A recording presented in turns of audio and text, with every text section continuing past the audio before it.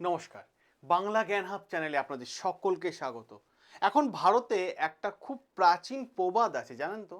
সেটা হচ্ছে যে বিনাশকালে বিপরীত বুদ্ধি। হ্যাঁ, ডোনাল্ড ট্রাম্পের মনে হচ্ছে এখন সেটাই হয়েছে। কি হয়েছে? ডোনাল্ড ট্রাম্প আমেরিকা, ইসরায়েল এবং ইরান এই যুদ্ধ এখন দেখার পর যেভাবে নিজেকে রিয়্যাক্ট করছেন, তাতে একটা জিনিস কিন্তু খুব ক্লিয়ার বা খুব পরিষ্কার বোঝা যাচ্ছে যে তার হাতে অপশন খুব কম। আর এখন তিনি এই যুদ্ধের পরিস্থিতি দেখার পর হয়তো তিনি ফ্রাস্ট্রেশনে চলে গিয়ে অশালীন ভাষা প্রয়োগ করছেন। কেন বললাম? জাস্ট আজকে সন্ধে ৮টার সময় করে এমন একটা টুইট করেছেন যেটা শুনলে আপনি চমকে যাবেন। আমি আজ পর্যন্ত, এখনো পর্যন্ত যদি আমি বলি, আজ পর্যন্ত দূরের কথা, আমি এখনো পর্যন্ত বিশ্বের কোনো লিডারকে, বিশেষ করে প্রেসিডেন্ট বা প্রাইম মিনিস্টারকে এই ধরনের শব্দ প্রয়োগ করতে কখনো দেখিনি। এই ধরনের ভাষা ব্যবহার করতে কখনো আমরা দেখিনি। এমন একটা ওয়ার টাইম চলছে, আর এই ওয়ার টাইমে সিন দেখার পর ডোনাল্ড ট্রাম্প তার মুখের ভাষা একটা নানান রকম গালিগালাজ বেরিয়ে আসছে। আমি আপনাদের সামনে আলোচনা করব। দেখুন ডোনাল্ড ট্রাম্প জাস্ট ১ ঘন্টা আগে কি টুইট করেছেন। দেখুন কি বলছে, Tuesday will power plan day. খুব ভালোভাবে দেখুন কি বলছে, পাওয়ার plan day, Tuesday will power plan day and bridge day. খুব ভালোভাবে দেখুন, আমি আলোচনা করছি কি ব্যাপারে, এখানে কিসের আলোচনা। তিনি এইরকম যুদ্ধের প্ল্যানে তিনি মনে করছেন যে ইরানে পাওয়ার প্ল্যান্ট এবার উড়িয়ে দেওয়া হবে এবং সাথে সাথে ইরানের যে ব্রিজ আছে, কমিউনিকেট করার একটা জায়গা থেকে আরেকটা জায়গা যে ব্রিজ আছে, সেই ব্রিজগুলোকে ডোনাল্ড ট্রাম্প উড়িয়ে দেবে। তার টাইমক্ষণ এবং দিনকালও তিনি বেঁধে দিয়েছেন। ক্লিয়ার? এইটুকু জায়গা আপনাদের ক্লিয়ার? এই পর্যন্ত বলবেন ঠিক আছে, কেন আপনি এই ধরনের ডোনাল্ড ট্রাম্পকে বললেন, আমি ক্লিয়ার করে দিচ্ছি আপনাদের সামনে। দেখুন এর আগে ডোনাল্ড ট্রাম্প কি করেছে, নানান সময় নানান ওয়ার্নিং দিয়েছে। আমরা যদি ২১শে মার্চ দেখি, তখন তিনি ইরানকে ৪৮ ঘন্টা আলটিমেটাম দিয়েছিলেন যে ৪৮ ঘন্টার মধ্যে ইরানকে ম্যাপ থেকে মুছে দেবো। কিন্তু সে তেমন কিছু হয়নি, বরং আরও ৫ দিন সময় চেয়ে নিল। ৫ দিন আমি ইরানকে সময় দিলাম, তাতেও কিছু হলো না। তারপরে আবার ৫ দিন সময় দেওয়া হয়েছিল, তাতেও কিছু হলো না।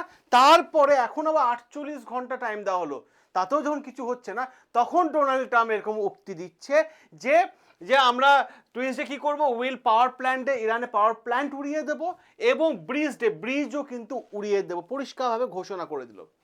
আর এখন ইরানকে সরাসরি ডোনাল্ড ট্রাম্প গালি দিচ্ছেন। আমার মনে হয় না যে এই গালিগালা শোনার পর কোনো দেশের লিডারশিপরা বা কোনো দেশের লিডাররা আমেরিকার সঙ্গে এই মুহূর্তে এই সিচুয়েশনে আলোচনার জন্য বা যুদ্ধ থামার আলোচনার জন্য বসতে রাজি হবে। এবার প্রশ্ন হচ্ছে, যেভাবে ডোনাল্ড ট্রাম্প কথা বলছেন তাতে দেখে পরিষ্কারভাবে মনে হচ্ছে যে কোনো একটা গলির গুন্ডা এরকম ধরনের কথা বলছেন, কারণ আপনারা দেখতে পাচ্ছেন তার মুখের ভাষা। আর একটা জায়গা আমি আপনাদের দেখাই কি বলছে, দেখুন, there will be nothing like, there will be nothing like, আমি এমনভাবে ক্ষতি করবো ইরানে যারা ইরান টোটালটাই you will be living in hell, টোটালটাই যেন নরকে পরিণত হয়ে যাবে, নরকে পরিণত হয়ে যাবে। এবং তিনি আরও কি বলছেন, আমি এখন এমন একটা শব্দ প্রয়োগ করেছেন যে শব্দটা আমার মা বোনেরা, দিদিরা, কাকু কাকিমারা সবাই বসে দেখছেন, আমি উচ্চারণ করতে পারবো না। আপনারা জাস্ট এখান থেকে দেখে নেন কি লিখেছে, ওপেন দা, এই একটা শব্দ আমি উচ্চারণ করলাম না, আপনারা আমায় ক্ষমা করে দেন, কারণ অনেক সিনিয়ররা দেখছেন আমার ভিডিওটা। তো কি বলছে, স্টেট ইউ ক্রেজি, তারপর বাস্টার্ড। দেখুন এই ধরনের শব্দ ইউজ করছে এবং এইখান থেকে পরিষ্কার যে ডোনাল্ড ট্রাম্প হয়তো ফ্রাস্ট্রেশনের মধ্যে দিয়ে চলে গেছে। আর এই ধরনের টুইট শব্দ ব্যবহার করার ফলে মনে হয় না যে আবার কোনো যুদ্ধ থামা আলোচনার মধ্যে দিয়ে ইরান যেতে চাইবে, কারণ এটা একটা হিস্টোরিক্যাল টুইট। আগামী প্রজন্মের ইতিহাসবিদরা এই লেখাগুলো পড়বে, ইরান আমেরিকার ইতিহাস পড়বে, আমেরিকার ডোনাল্ড ট্রাম্পের হিস্ট্রি পড়বে, তা জানতে পারবে যে ডোনাল্ড ট্রাম্প এই ধরনের শব্দ কিন্তু প্রয়োগ করে থাকে। এই পর্যন্ত তো গেল, আমরা দেখেছি কি ইউএস মিলিটারি কমান্ডারের মধ্যে একটা অস্থিরতা পরিবেশ তৈরি হয়ে গেছে। যে ডোনাল্ড ট্রাম্প এখন এই ধরনের শব্দ প্রয়োগ করছে, তার টিমে তার কমান্ডোদের মধ্যেও কিন্তু একটা বিশৃঙ্খল পরিবেশ তৈরি করে হয়েছে। আর যখন মানে কেন বিশৃঙ্খল পরিবেশ তৈরি হয়েছে, তার আর্মি টিমে বেশ কিছু কমান্ডো তারা কিন্তু এই যুদ্ধে সরাসরি ডোনাল্ড ট্রাম্পকে সাপোর্ট করেনি। তারা পরিষ্কার জানিয়ে দিয়েছিল যে এই যুদ্ধ ইসরায়েলের জন্য আমেরিকা করছে এবং আমেরিকাকে দরকার এই যুদ্ধটা এখন থামানো। আর তার জন্য বেশ কিছু আর্মির জেনারেল অফিসারকে ডোনাল্ড ট্রাম্প সাসপেন্ড করে দিয়েছে, সরিয়ে দিয়েছে। এবং একজন প্রাক্তন জেনারেল তিনি বলেই দিয়েছেন যে ডোনাল্ড ট্রাম্প ভীষণ উদ্বেগজনকভাবে রয়েছেন এবং নানান ধরনের কথাবার্তা বলছেন। আর এর সাথে সাথে ইউএস ওয়ার মিনিস্টার পেটার হেগেস তিনি কি বলছেন, তিনি বলে দিয়েছেন যে পরিষ্কার হয় বাক্য যে ইউএস এই যুদ্ধে জিসাস ক্রাইসিসের জন্য যুদ্ধটা করছে।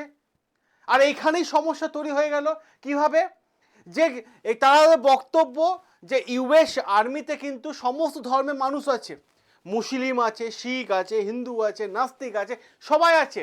কিন্তু তার মানে ইউএস আর্মির বক্তব্য, আর্মি মিনিস্টারের বক্তব্য যে এটা হচ্ছে খ্রিস্টান বাঁচানোর জন্য, মানে এখানে ধর্মের একটা ব্যাপার কিন্তু এনে দিচ্ছে, যেটা তাদের মানে ওয়ার মিনিস্টার কিন্তু বলে দিয়েছেন। যারা এই যুদ্ধের বিরোধিতা করেছে তাদের জোর করে ডোনাল্ড ট্রাম্প রিটায়ারমেন্ট ঘোষণা করে দিয়েছেন। অনেক জেনারেল অফিসারকে রাতারাতি কি করে দিয়েছেন, মানে রিটায়ারমেন্ট থেকে এবং পদ থেকে সরিয়ে দিয়েছেন। আর এই নিয়ে কিন্তু নানান ধরনের বিশৃঙ্খল পরিবেশ তৈরি হয়েছে তার পলিটিক্যাল পার্টির মধ্যে। এবং তার পলিটিক্যাল পার্টিকে যখন মিডিয়ারা জিজ্ঞেস করছে যে এখনো পর্যন্ত কতজন জেনারেলকে ডোনাল্ড ট্রাম্প এই যুদ্ধ বিরতি থামানোর জন্য, যুদ্ধ বন্ধ করার জন্য সাসপেন্ড করেছে, তখন তার মন্ত্রীরা কি বলছে যে ট্রাম্প কোনোদিন চাইবে না যারা যুদ্ধ বিরোধী কথা বলবে তাদেরকে তার টিমে রাখতে। অর্থাৎ ডোনাল্ড ট্রাম্প এই মুহূর্তে পরিষ্কারভাবে বোঝা যাচ্ছে যে যুদ্ধের পরিস্থিতি হয়তো অন্য লেভেলে নিয়ে যেতে চাইছে। আর এই সিচুয়েশনে তিনি কি বলেছেন, আরো একটা কথা কি বলেছেন, ঠিক আছে, যে দেখুন প্রাইজ টু আল্লাহ, প্রেসিডেন্ট ডোনাল্ড ট্রাম্প এবার বলে দিয়েছে ইরানকে যে আল্লাহর কাছে প্রার্থনা শুরু করে দাও। এই হচ্ছে একটা দেশের, আমেরিকা মতো সুপার পাওয়ার কান্ট্রি দেশের মুখের ভাষা। এবার এখন প্রশ্ন আসে ইউএস আসলে কি করতে চাইছে। দেখুন প্রেসিডেন্ট গালিগালা দিচ্ছেন, ইউএস আর্মিদের যে সমস্ত জেনারেলরা ডোনাল্ড ট্রাম্পের বিরোধিতা করছে, যুদ্ধ করতে চাইছে না, ডোনাল্ড ট্রাম্পকে যুদ্ধের জন্য আটকাতে চাইছে, তাদেরকে ডোনাল্ড ট্রাম্প বরখাস্ত করছে।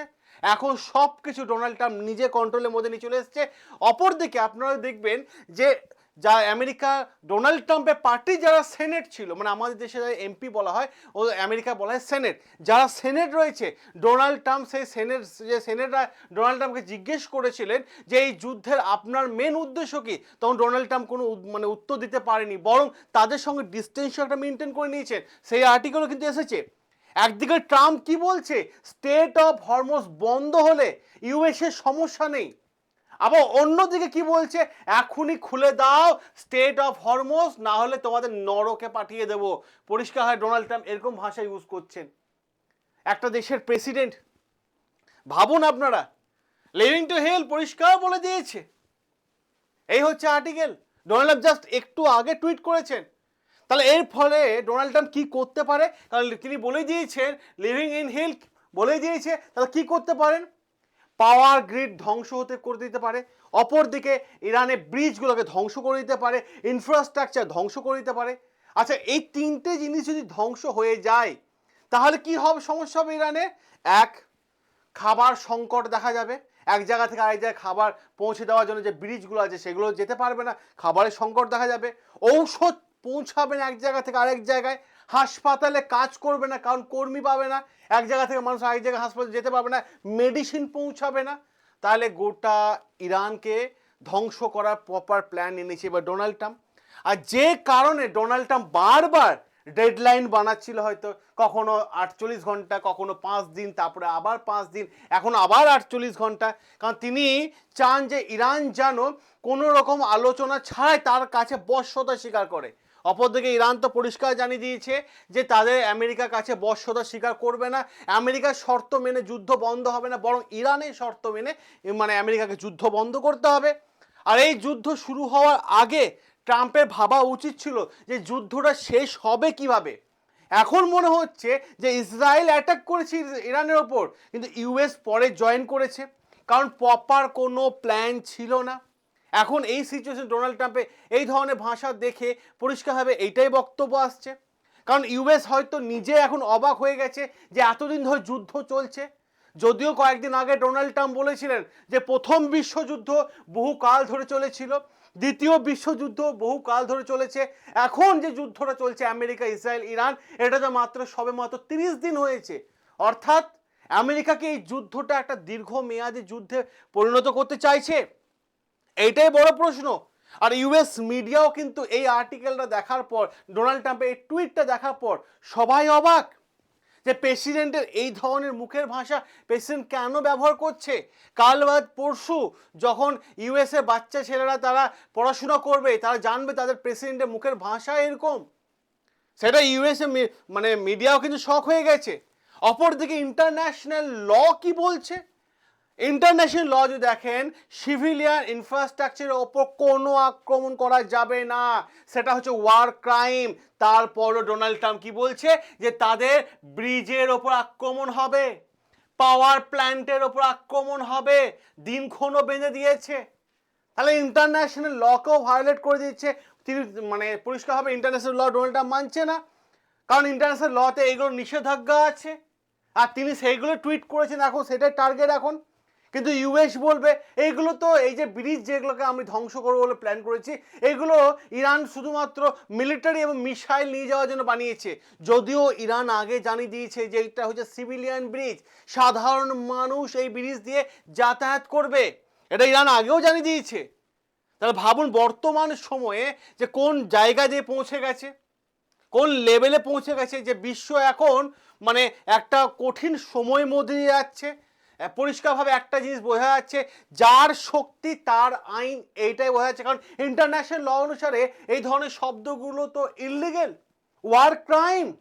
এখন সবাই অপেক্ষা করে আছে এই দিনটার জন্য যে ডোনাল্ড ট্রাম্প কি বড় অ্যাকশন নেয়, কিভাবে ইউএস কিভাবে ইরানের ওপর আক্রমণ করবে, সেটাই এখন দেখার সবথেকে গুরুত্বপূর্ণ বিষয়। যে আর্টিকেলটা এসেছে যে সেটা আমি আপনাদের সামনে তুলে ধরলাম। আপনার কি মতামত এই আর্টিকেল নিয়ে? আপনার মতামত অতি অবশ্যই কমেন্ট বক্সে কমেন্ট করে জানাবেন। আপনার মতামত শোনার জন্য আমি অপেক্ষায় রইলাম। সকলে ভালো থাকবেন, সুস্থ থাকবেন, সাবস্ক্রাইব করে নেবেন আমাদের চ্যানেল, যেখানে প্রতিটা আর্টিকেল তুলে এনে আমি আপনাদের সামনে আলোচনা করে থাকি। দেখা হবে আপনাদের সাথে নতুন আরও একটা আর্টিকেল নিয়ে। শুভরাত্রি।